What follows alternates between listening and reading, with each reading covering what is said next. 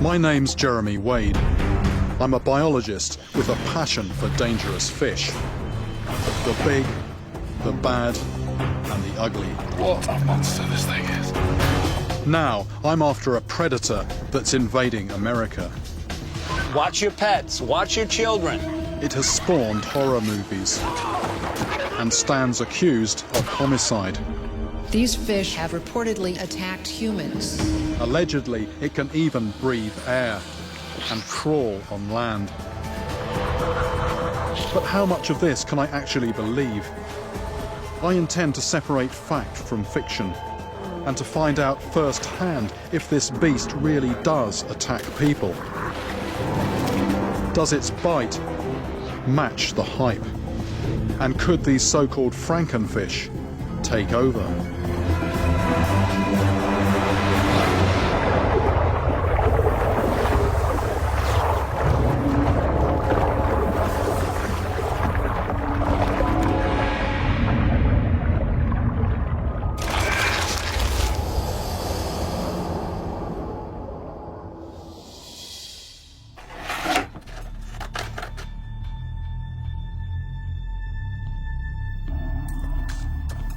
I've been investigating dangerous freshwater fish for over 20 years, but I've never come across an animal quite like this before.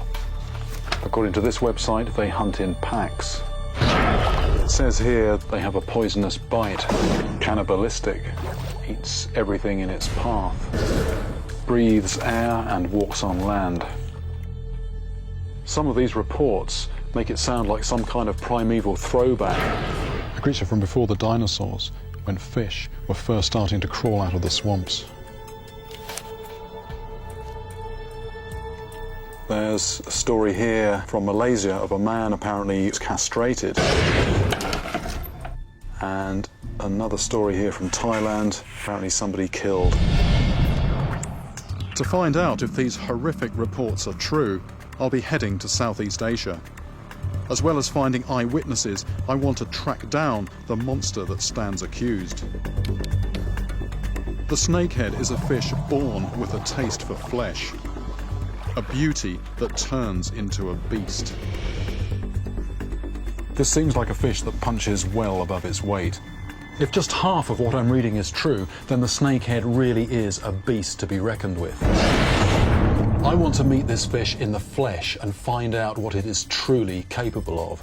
Can they really breathe air and crawl across land? Is it true that they are spreading like a virus, devouring everything in their path? And are they really aggressive enough to attack and kill a human?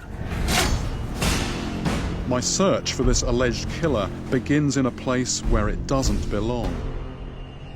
I'm in South Florida, pursuing an animal that's travelled halfway around the world and is now busy invading new territory far from its natural home. When Bob Newland pulled a weird-looking creature from a Miami backwater in 2000, he took it to Florida's exotic fish lab to find out what it was. When I got it there, I just dropped it right on the floor. I said, "Okay, Paul, what is this?" And he just looked at me and said, "Oh, I don't know." And then he got a big book and he looked in the book, and eventually Paul came over and he said, "This is what it is. It's a snakehead." After that, he wanted to know exactly where I caught it. And I said, "I caught it on a golf course in Tamarack." And then he said, "No, I need to know what hole you found it on." Government scientist Paul Scharfland had to act fast. What we had hoped was that they would only be in one pond. And if they're in one pond, we could go in and eradicate. But when his team checked the surrounding canals, it was bad news. Snakehead 583. The invaders were already on the move. South Florida is a maze of interconnected canals. We couldn't have created a more ideal habitat for snakeheads. Scharfland is up against the bullseye snakehead, but this is just one member of a much larger gang. Snakeheads are in fact a group of almost 30 different species that range in size from a small flick knife to a 4-foot torpedo. They're ambush predators with long camouflage bodies, ripping teeth, and a reputation for extreme aggression. Their global empire already stretches from tropical Africa to the Far East, including Russia. and they seem to be spreading. Soon after Newland's discovery, a second species surfaced in Maryland, just 20 miles from Washington, D.C. The northern snakehead is built to survive cold Siberian winters, and its presence set off alarm bells in the government and the media. These fish are top-level predators that will eat anything in their path. They can travel across land and live out of water for 3 days. Snakeheads reportedly even attacked humans. This just sort of took off and it exploded with the media.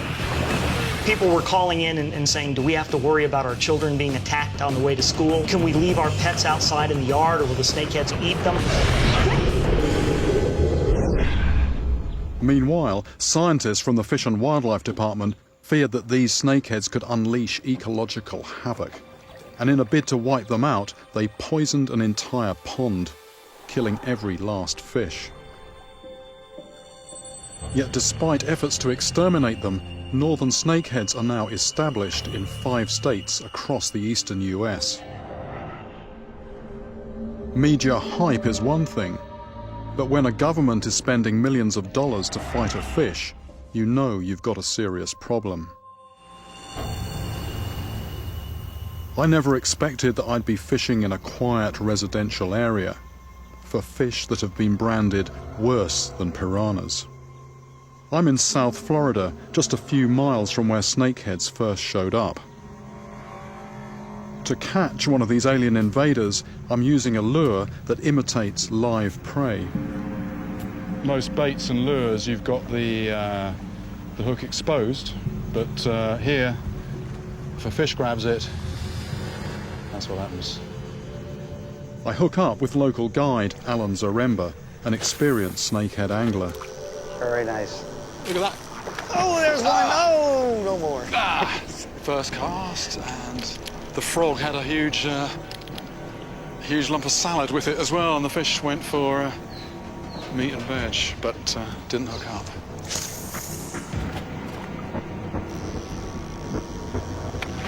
That was a hit and a miss. That's another snakehead. The problem with the snakeheads, when they attack, you get one shot at them. They don't come back for a second shot. But what do they eat? I mean, it's not just fish, is it? They'll eat anything that's moving that they can ambush. The adults at least appear to be lone hunters. They're not swarming in packs like piranhas. But as I work the banks, it's clear that these canals are crawling with snakeheads. Oh, yes, one! Ah! And there was a hit. There was a hit. Take another long cast up that way. Yeah. Maybe he's got some amigos here. Good shot. Are these fish still part of the first wave, I wonder? Or has an invasion already become an occupation? They're here, and they're not going to stop them. You're not going to stop these fish. They seem to love these shallow areas, especially when you get some weeds piled up so they get up underneath the weeds. Did you see that? No, let drop. And set the hook. That is a fish on. That one came out right from the side, didn't it? That came out 4 or 5 feet. This wake just arrowing out.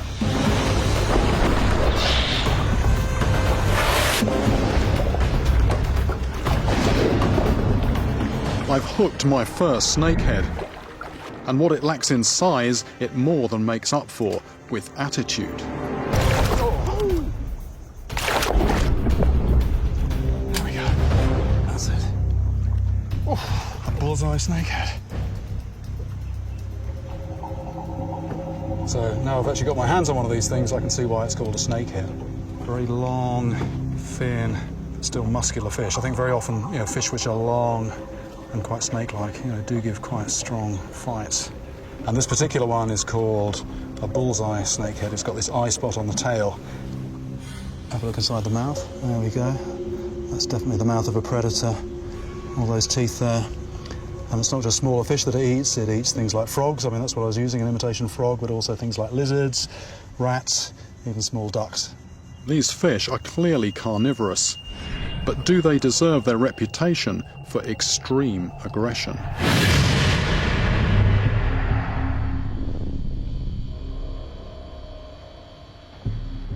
It's very easy to go on the internet, and just in a matter of a few minutes you can find stuff like this. These are clips put up by people who keep pet snakeheads, and this is what happens when they feed them live fish. Just like pet snakes, these predatory fish prefer their food alive. When they strike, it just happens too fast to see it, and it's certainly too fast for the small fish to take any avoiding action. People always talk about predators being aggressive, but I mean, most predators actually kill for a reason. They need food, but these fish here, they just seem to kill as a reflex. They'll bite something in half and then just leave it to die. I'm used to fishing for predators, but actually seeing the moment of the strike like this in lurid close-up, I have to say, is pretty gruesome. And they really do seem to be natural-born killers. These pet snakeheads are mere minnows. Just imagine what a 40-pounder could do to a child or a dog. Looking at these clips really begs the question, who set these violent offenders loose in America, and why? 1226 of 1950, 23 request. Lieutenant Pat Reynolds keeps a close eye on the illegal wildlife trade in South Florida and was called in to investigate. I think they're getting a delivery of saltwater products here. That the guy has a game fish in the back of his truck and you cannot sell it. When this fish was first found in the waterways here, what was your involvement then, leading on from that? I was alerted by our fishery biologists. They suspected very strongly that these were released, particularly in the Oriental trade or the Asian trade.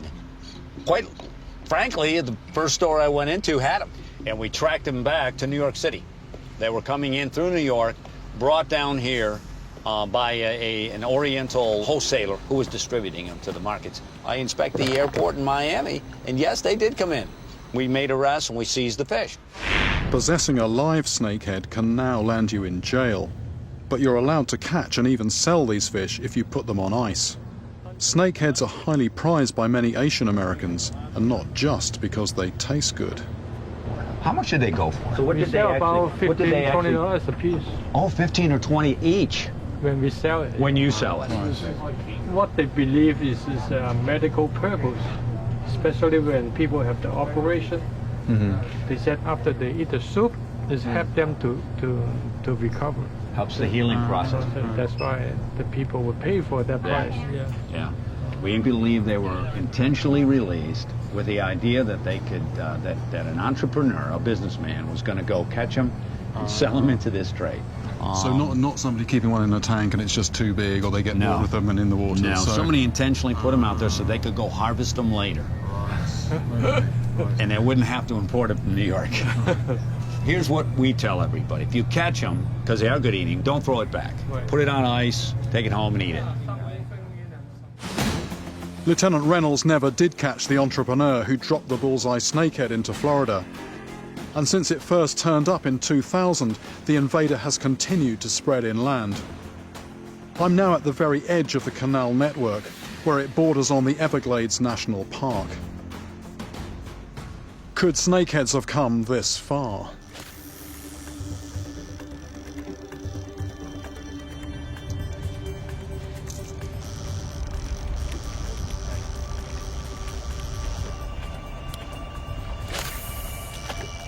You laying it right on top of something there.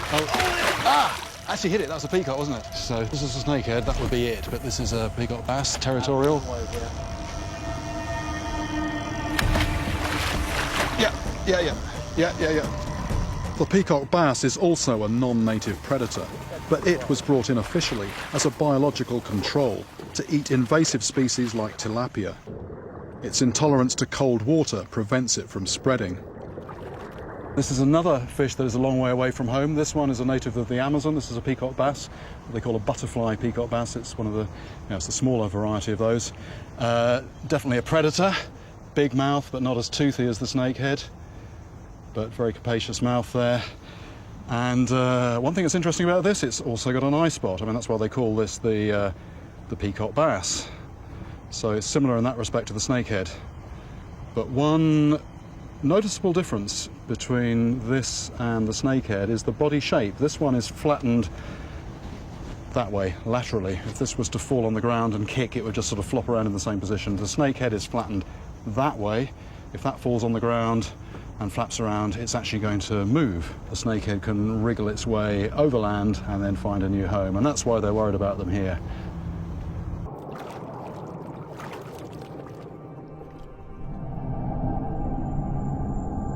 Soon after they arrived here, snakeheads caught the imagination of filmmakers. The alien invaders were cast as slithering assassins, as superfish that could somehow crawl out of the water and attack dogs or unsuspecting humans. It's easy to dismiss this movie monster as pure fantasy, and yet remarkably, much of it is based on fact. Some of the traits that the media picked up on are true. The fish can survive out of water. Some of them can move over land. They do have high levels of aggression. Does this mean that snakeheads could, under certain conditions, become the backyard predators of our nightmares?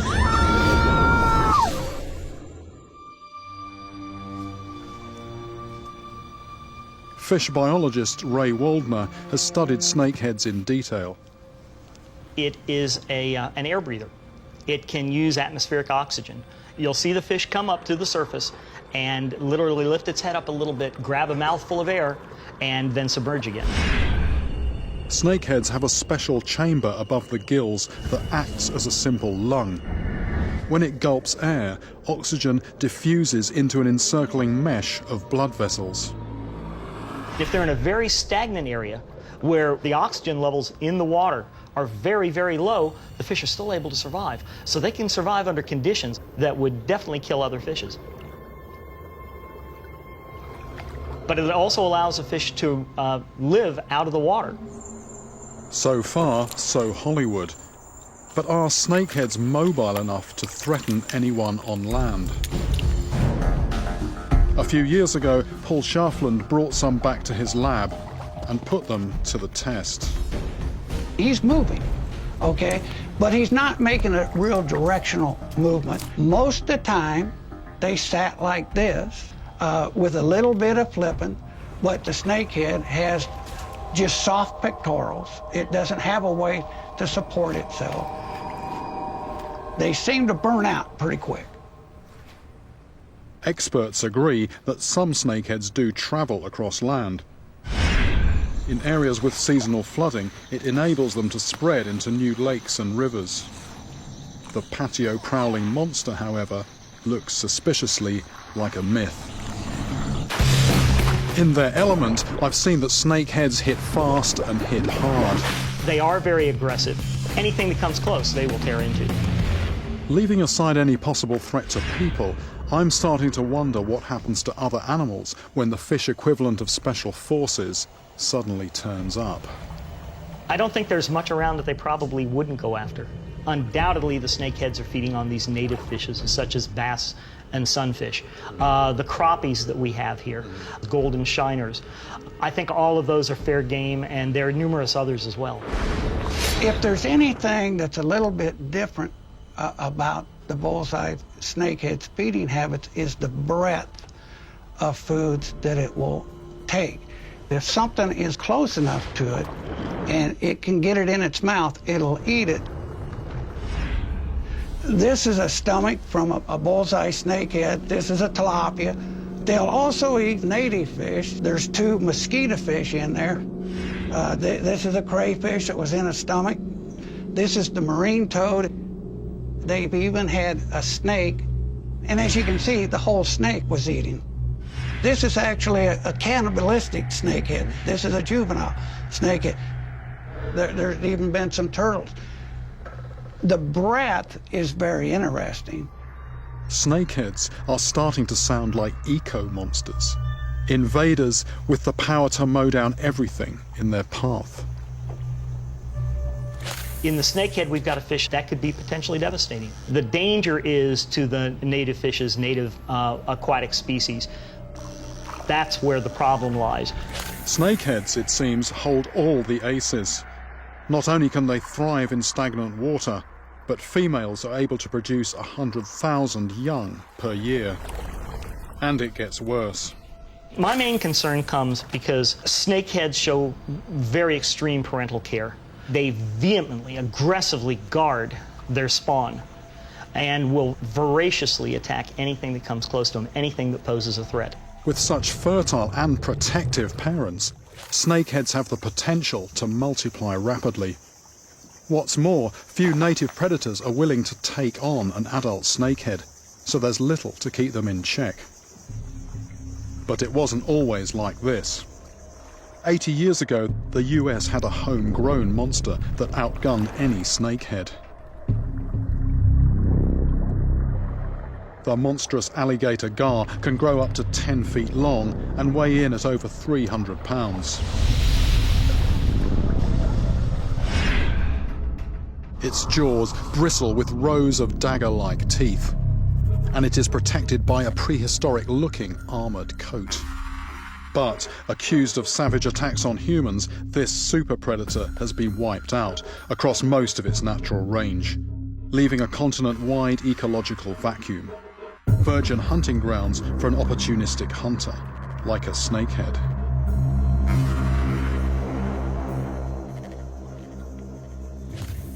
Nothing more than an earth bank now stands between Florida's snakehead infestation and the Everglades National Park, a vital refuge for endangered wildlife.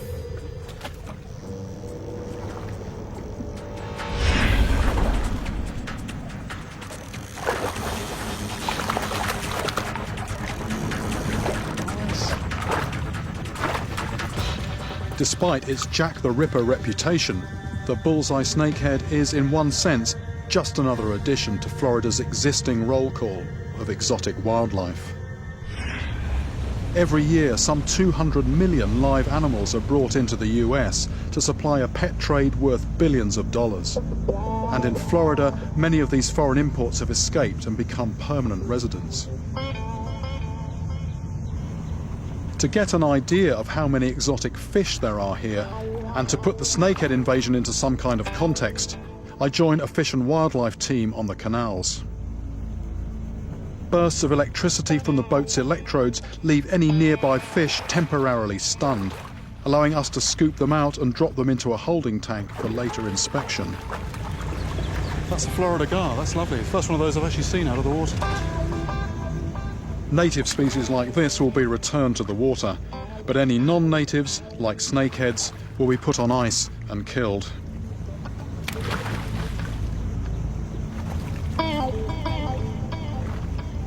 I'm amazed to discover such a rich mix of native and exotic species, living cheek by jowl in a single small canal. After an hour, we pull over to examine our catch. Bluegill, 202. And what's that? That's 140. Okay, this is a bluegill, that's a native species, so that goes back in the water. This is a bit like a fairground lucky dip. Spotted tilapia, 129. 60 grams. That's an exotic. That's an exotic, so this one, not such good news, this one goes in the box.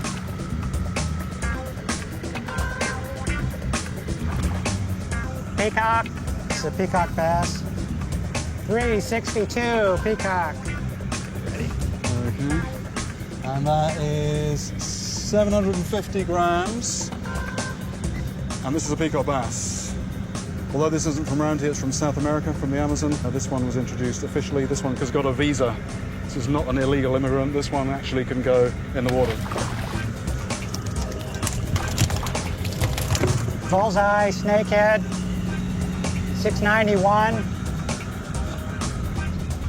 Okay, so that is 215. Unfortunately for this one, it's in the box. So I mean, it really is just a melting pot. I've seen fish from Africa, Southeast Asia, Central America, They're all here in North America.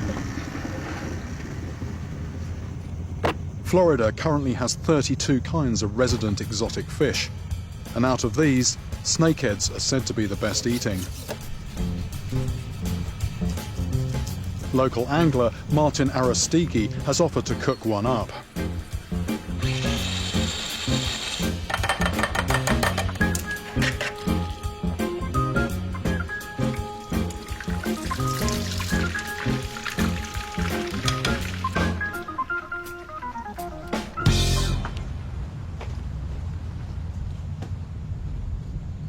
Well, guys, here's the snakehead.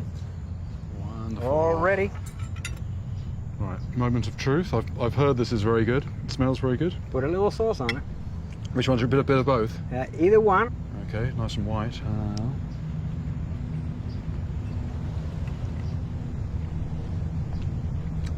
That's very nice. That's really nice. I'm glad you liked it. Though I can't swear to the snakehead's medicinal powers, I can confirm that this fish is excellent eating. With such large and tasty fillets, it's a wonder there aren't more people out there catching them for dinner. As well as providing good sport, this would also help to keep these unwanted predators in check. Just how far these intruders will spread is hard to predict. But America already has another alien invader that could perhaps show me where the snakehead story is heading. My destination is the Illinois River. Skipper and research scientist Greg Sass isn't taking any chances. What's the idea behind the net? This gives one little bit of defense for the driver as trying to protect himself. Okay, and what happened there? Occasionally we get such large ones that come up into the net with such force that they'll actually blow a hole right through it. 40 years ago, catfish farmers in the south imported a fish from China to clean up waste from the breeding ponds. Before long, some escaped into the wild and began spreading north through the Mississippi River system. Like snakeheads today, they weren't an obvious problem at first. Then, almost overnight, they became a plague. Just absolutely full of fish down here. Nice flat, calm surface, but there's loads of them down there. Quite a fish soup, in fact. It's not until Greg accelerates, though, that the show begins. These are silver carp, and at up to 40 pounds, they're a serious danger to anyone in an open boat. Quite literally, they've smashed people's ribs and knocked people overboard.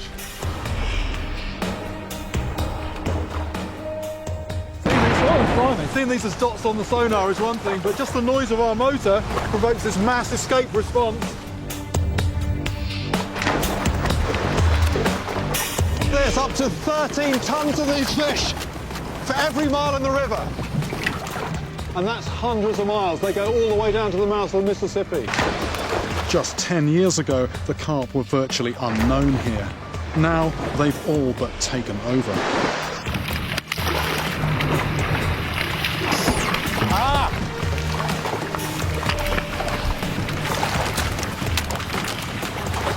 Absolutely stiff with fish. There we go, look at this. There's more silver than green in the water there. I actually feel the boat being buffeted as they're banging into it.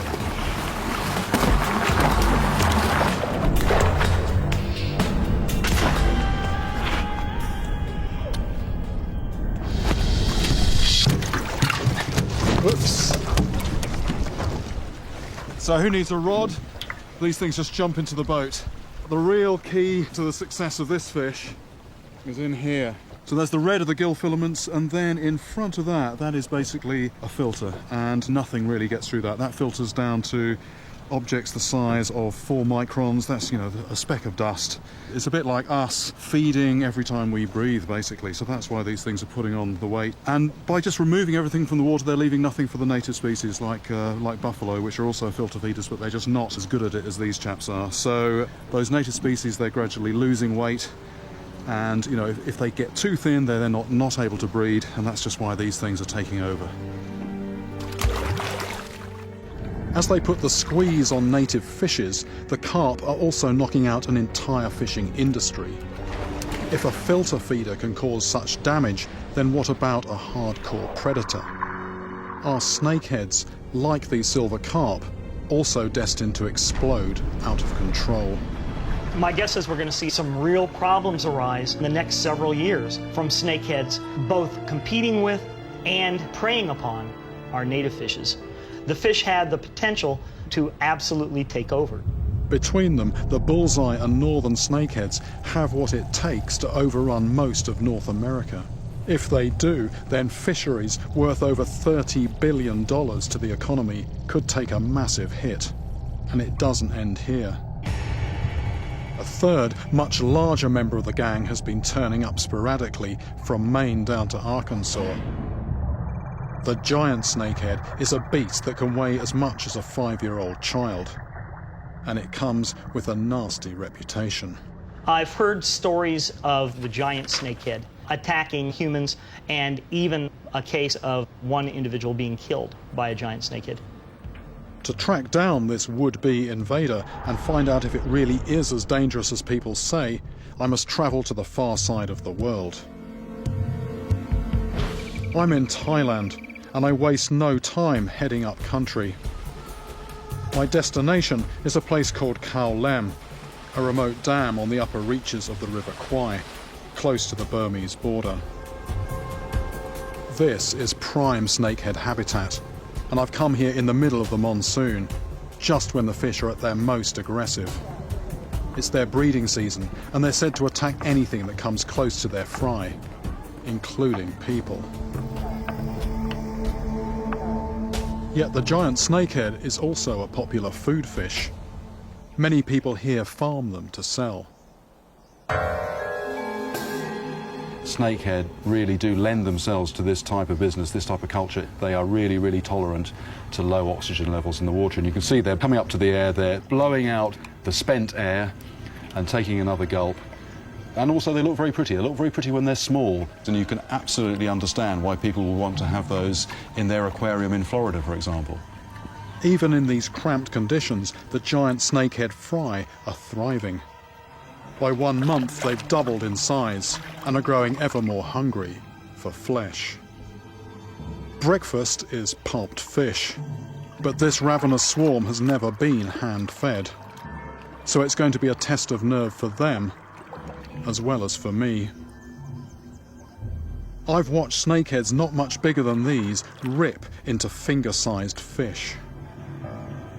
There's one or two pecking, there's one or two.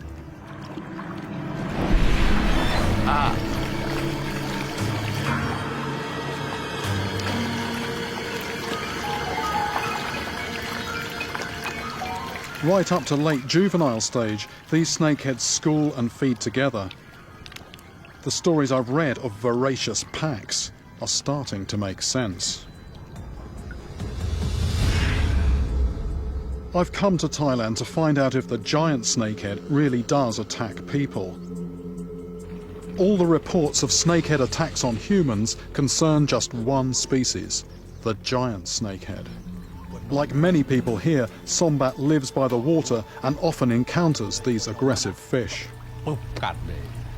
What happened was that he needed to swim underneath his raft to replace some of the bamboo. It gets a bit rotten. It's as he's fixing his raft that Sombat senses something behind him. With nowhere to hide, he's face to face with a giant snakehead. It actually put its fins out, a bit like an elephant when an elephant is threatening to charge.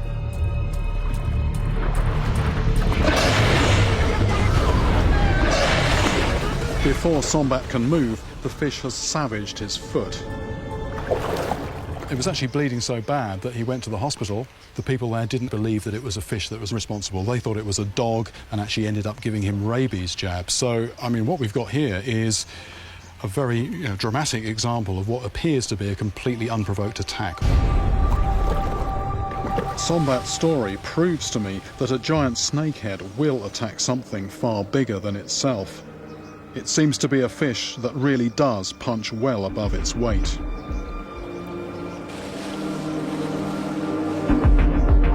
Like its cousin the bullseye, the giant snakehead is an ambush predator that favours areas with plenty of cover.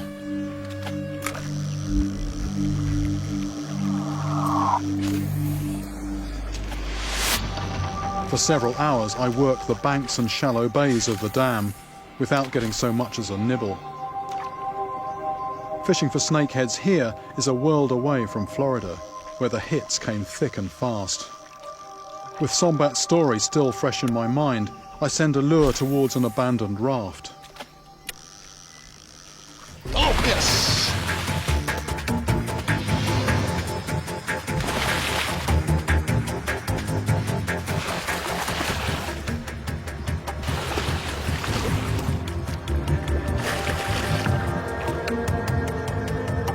Whee! A giant snakehead. Woo! This fish is only 1/10 the size of a full-grown adult, but it's certainly got some attitude. Very toothy. I wonder if I can just get my hand in there. Its snake-like appearance has led to the belief in some places that this fish has a poisonous bite. Fortunately, this simply isn't true. That is, that is a bit of a toothy critter. Although it's got a fierce reputation, quite a beautiful fish, really.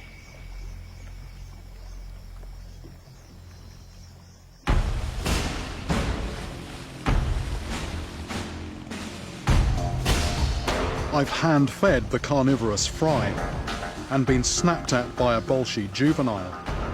But everyone here tells me that if I want to catch the daddy, then I must first pay a visit to the man who knows how. To find this snakehead guru, I travel deeper into Khao Lem's muddy backwaters. Kun Da is the master hunter. Over the past 20 years, he's gained an unrivaled knowledge of his quarry. Forget nets or rods. For Da, catching a giant snakehead is more like armed combat, and his weapon of choice is the spear gun. The problem with this spear gun is that it takes a long time to reload. So Kun Da's actually invented his own rapid reload spear, which is much simpler but much more effective. The key feature of Da's homemade gun is that he can rearm it quickly. As he explains, this is crucial when you're hunting a fish that defends in pairs.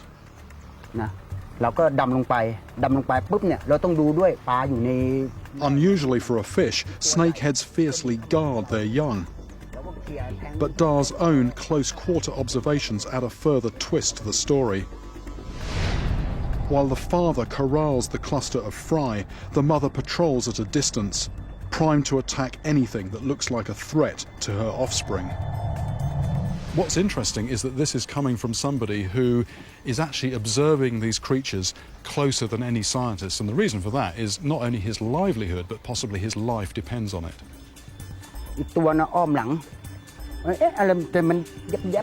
Da knows that if he shoots one snakehead, he still has to watch his back. Stories of people being mauled by snakeheads are not uncommon round here. But now I've picked up a more disturbing lead.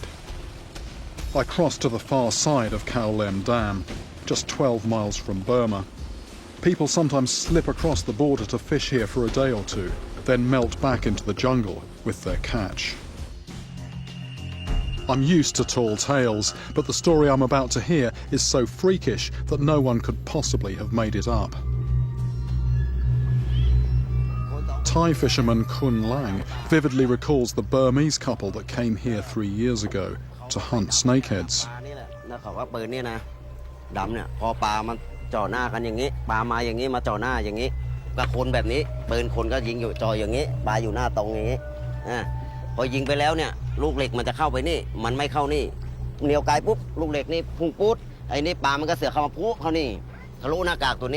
So what actually happened was that the fisherman was under the water with his spear gun, shot the snakehead head on, and actually scored a direct hit. The fish then just kept on coming and shoved the rear end of the metal spear through the fisherman's mask and into his face.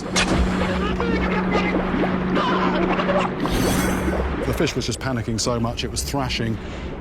Fish doesn't have a reverse gear, it just kept flapping. Apparently the spear actually came out the back of the man's head.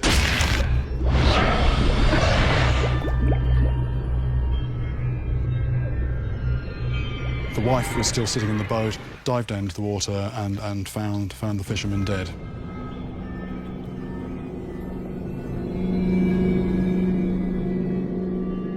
Well, I actually came here doubting these stories, doubting that this fish has actually been responsible for any fatalities. And here we have a very graphic case of a snakehead causing a human fatality.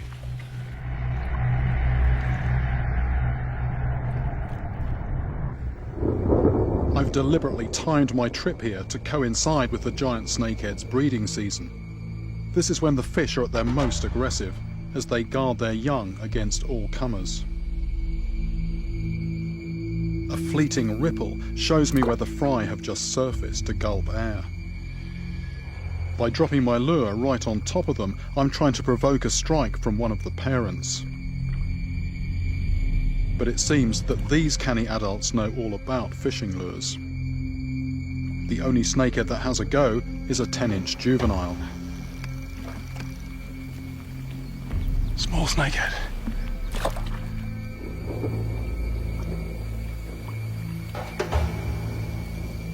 With the rain beating down, it soon becomes impossible to spot the fry as they surface, let alone get the attention of the parents. I'm trying to create a disturbance on the surface to wind the fish up. When the water's calm, you've got no competition. It's the only thing making a noise. When you've got rain falling on the water, the signal's very confused. You've got to land that bait much closer to the fish to get them to notice it. The weather isn't about to let up. But worse than this, and for reasons that aren't made clear, I've just been told that I'm not allowed to fish here anymore. So if I'm ever going to get face to face with this monster, I'm going to have to pack away my rods and do it another way. I return to Kundar, the master hunter. My plan is to dive with him as he goes after the giant snakehead with nothing more than a pair of old goggles and a homemade spear gun. In these choppy conditions, I'm straining to spot the surfacing fry, yet Kundar's predatory eye picks out the slight ripple that gives them away. Ready? Follow. And with our target pinpointed, the hunt can begin.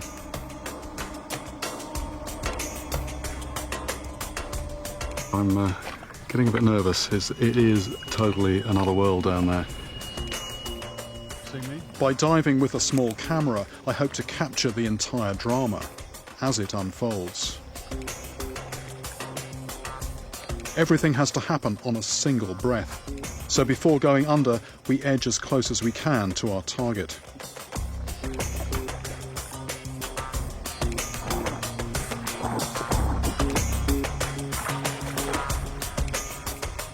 But when Dar suddenly slips in and vanishes without trace, he leaves me scrambling to catch up.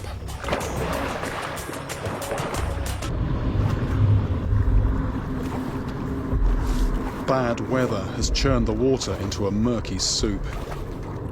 And with Dar gone, I feel a stab of panic. I could easily wind up getting harpooned by mistake.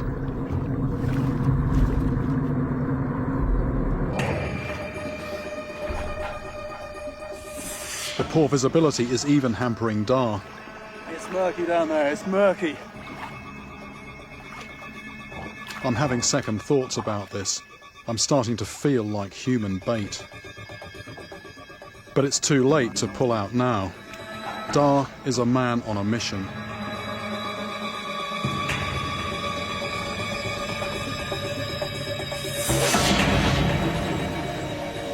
When the fry break the surface barely a boat length away, we launch again.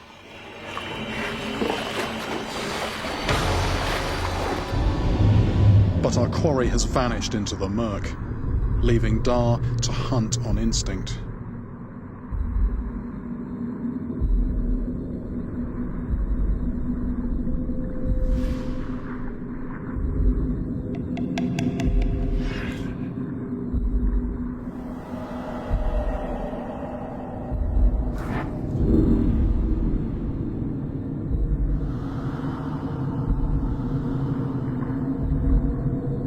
Dar loads, I can sense we're close. Suddenly, we're in the heart of the swarm.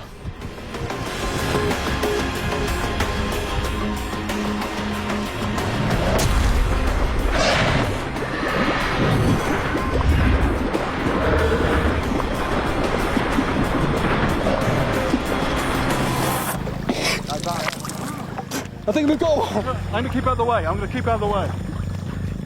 With a single, well-aimed shot, Dar has caught a giant snakehead. Sitting in a boat, dangling a line over the edge, believe me, is easy in comparison. Despite taking a direct hit, the fish simply seems to shrug it off. Oops, doesn't like that. Having listened to accounts of its aggressive behaviour and seen for myself the scars on Sombat's foot, I'm well aware of what this river monster is capable of. So there we go. But that wonderful black and white coloration, that is very much something that the fry will identify with. Bright colour, it's calling to them. I expected this fish to end up as dinner. Yet in a strange twist of fate, it's almost unharmed. Dar's spear has pierced the muscle of its back, but missed its vital organs. We're actually going to release this fish. This is catch and release spear fishing. Very nice that this is going to go back and it is going to recover. Just hoping it doesn't double back and have a go at me as a last farewell. She's actually free now. She can go if she wants. She goes. Well, it's actually gone back into the lake to be reunited with the young, so really good to see. You don't expect to see that from a fish caught on a spear.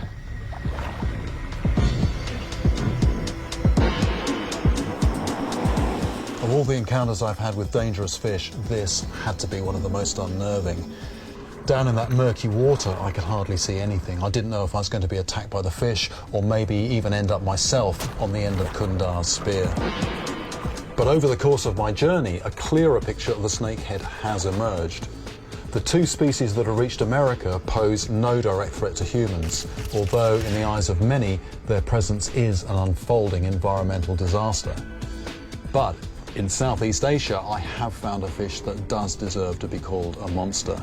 The word made flesh. This animal is already knocking on America's door. If the giant snakehead ever gains a foothold in America, then you really would have to think twice about getting in the water.